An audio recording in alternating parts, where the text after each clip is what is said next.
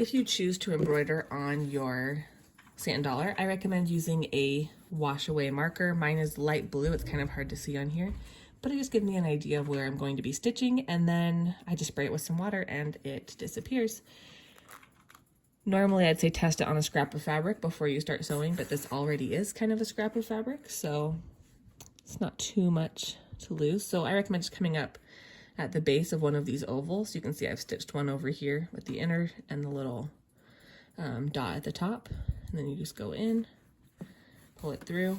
I recommend using a back stitch for this, so you'll come up a stitch length away, pull it through, you'll go back in through the first hole.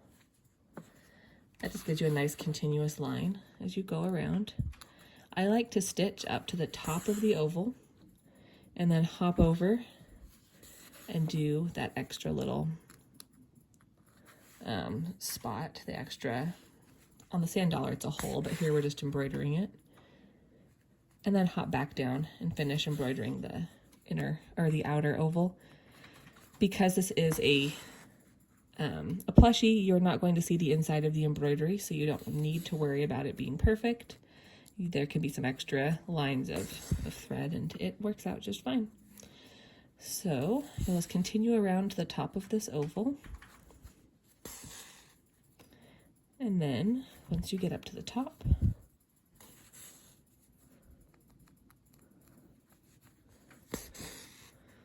we'll hop off of this oval,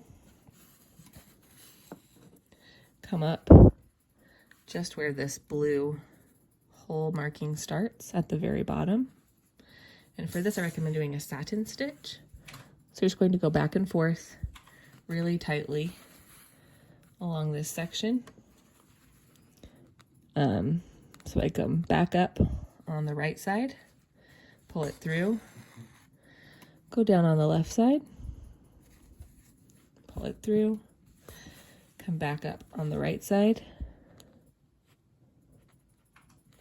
and just continue to do that until this entire space is sewn, like this one here. And then once you get to the top, I skip back down to the top of the oval, finish the oval, and then do the inner oval all in a back stitch. So as you can see on the back, there are some places where I have some extra thread, and that just works out because it will be hidden underneath and you'll have stuffing under there anyway.